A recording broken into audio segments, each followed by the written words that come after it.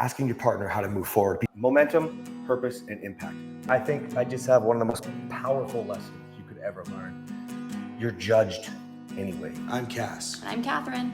The problem is most of you think about just saving your marriage. You don't understand what the impact will actually do. Privileged way of thinking. And We're MorrowMarriage. Let's flip divorce statistics with the new marriage.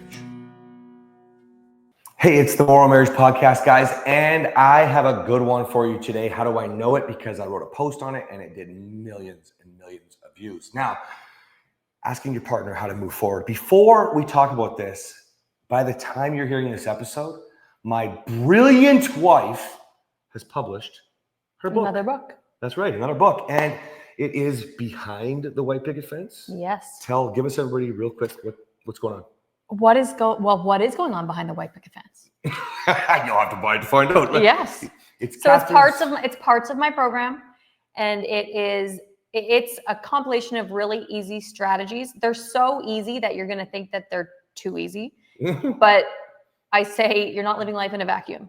You can look at it and in theory you're like, that's easy, duh, of course we should be doing that. But then when you try to do it, it's not as easy to implement, which is why you need strategies, structure, templates. Where can everybody find your book? Amazon, guys. Same place you can find Disrupting Divorce, The New Man, Saving Sexless, Toxic Marriages. Okay, let's get to work. Okay. All right. So asking your partner how to move forward. Now, why this went viral is because the way that I wrote the post was for a specific stage of marriage, which people, of course, resonate with because we are very transparent about our story. And it really hit hard. A lot of women are going like, yes, why can't he understand? And a lot of men are going, fuck you, Cass. Okay, so the whole premise of the post was simple. Okay, you can't ask a partner who's checked out, coasting, wanting space, implementing boundaries, separated, divorcing you, having an affair. You can't ask them how to fix your marriage and move forward. Is that pretty clear? That sounds familiar. Yeah, well, yeah, I did this, guys. This is how I know. Okay, but unfortunately, we've been through everything that we teach you guys. Unfortunately. So now here's the reason why, guys. That's like asking a broke person how to make money, a fat person how to lose weight.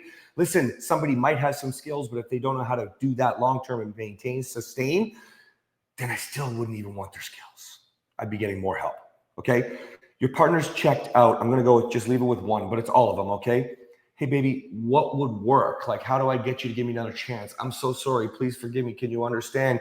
Why would they give you any advice that would help you in this moment? Now you can see why men are getting pissed off online. Holy, geez, it takes two. What a bunch of horse shit, Cass.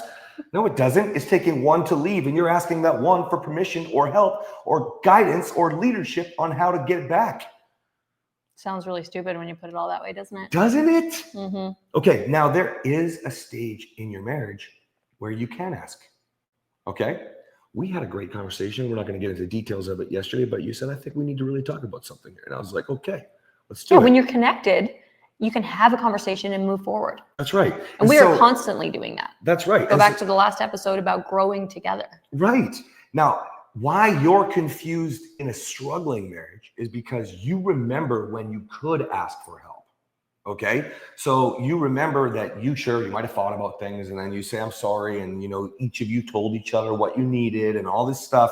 You're way past that by the time you need to, quote unquote, if you're not watching on YouTube, fix your relationship. Okay. You're way past that because you can't save your marriage. You must create a new person, man or woman, okay? And then you bring life back to the relationship and create a new marriage. One where you don't have to fix things, you just are fixed. One where you are whole. We talked about growing in the last episode, okay? We talked about, I was about to say compromise. That's not the word. It starts with a C. Oh my gosh. I don't know. Yeah. Compatibility. Oh, compatibility. Yeah. You are not compatible with your partner. Therefore, you are asking your partner for how to be compatible. And we've talked about this many times. This is where you're trying to fix your partner. And it seems like you're asking for help to fix you. But you want your partner to do it. That's right. Answer the questions. Tell me how to do it. Lead me, guide me, show me the way. That's right. So, hey, listen, you're scrolling on your phone all the time. And so I'm just wondering how I can get you to talk to me more. Why don't you use that? I'm going to use this example. I use this on calls all the time. You might say to me, hey, baby, I need a minute. And that minute might be like 45 minutes doing whatever on your phone. Okay. Working, right? She might say, hey, babe, I had to cancel the date. Okay. She might even say no to sex. I know it sounds crazy. Okay. But I don't take it personal. I literally, in my mind, I go, oh, well, that's actually fantastic. I have this, and this to do to create value for the next time we are together. And then we have lots to talk about. And I don't need help with that.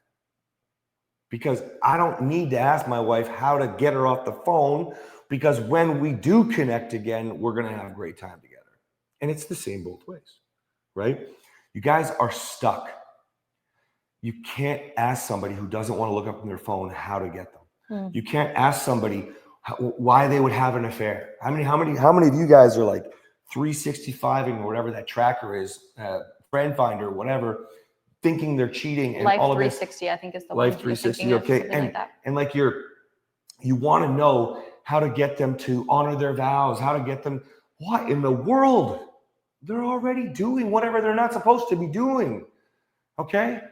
You need to create enough value that the things that they're doing, like you would say, she'd be crazy not to join me. She'd be crazy. You did actually. Yesterday, you were like, actually, I'll put my phone down. I don't know how long this is going to take. Why? Because I don't ask her how to like get her to stop and talk to me.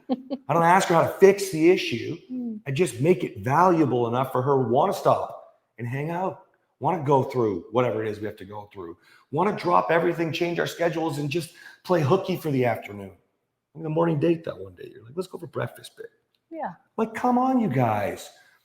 I'm frustrated because there's so many people dealing with this. And I'm frustrated because I can't imagine like what it must feel like to still be there when you have somebody like us talking. I know what it feels like when you don't know, when you don't hear, when you're constantly going to your partner for help. How can I get you to want me? How can I get you to love me? Why don't you love me like I love you?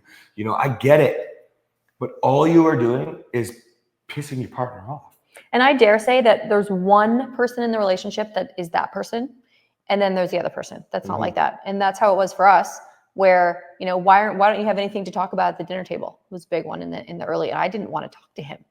So how do I explain to him that he's not worth talking to because he's a scary motherfucker that gets angry no matter what I say? You don't. So he had to turn into a person that allowed me to want to talk and allowed me to be free and open, rather than him saying, why don't you talk to me? Why don't you want to go on dates? Why don't you do this? Why don't you do that? Well, don't ask me why I don't.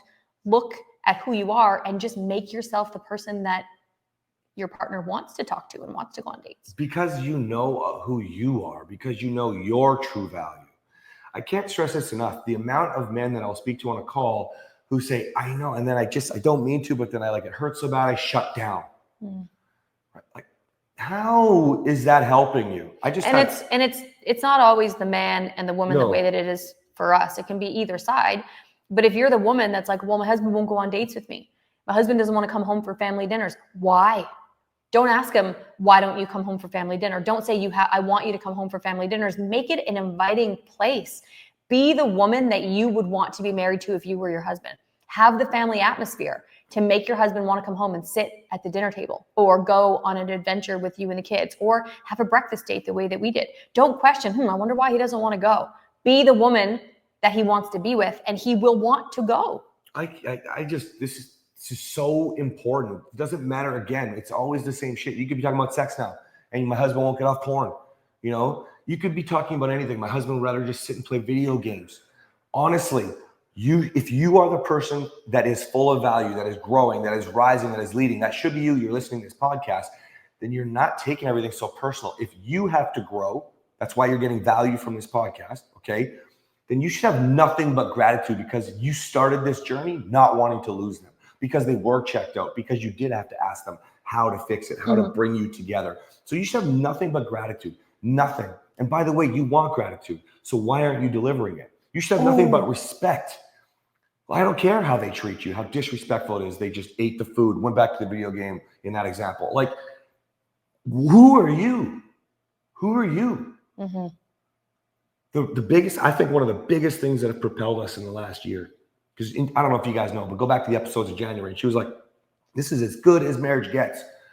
No, it's because I believe we both continue to just see our own inner value and deliver it and bring it. Everything that we want, we give. And we recognize and admit our strengths, because our weaknesses, our strengths too, but our weaknesses, which helps us overcome whatever it is that we need to overcome. That's right. You know, if I recognize that I still have defensiveness, if I recognize that I have the capability to be insecure, then I can actually take it face on rather than be like, oh no, I don't have this, I don't have that. Continue to grow and recognize.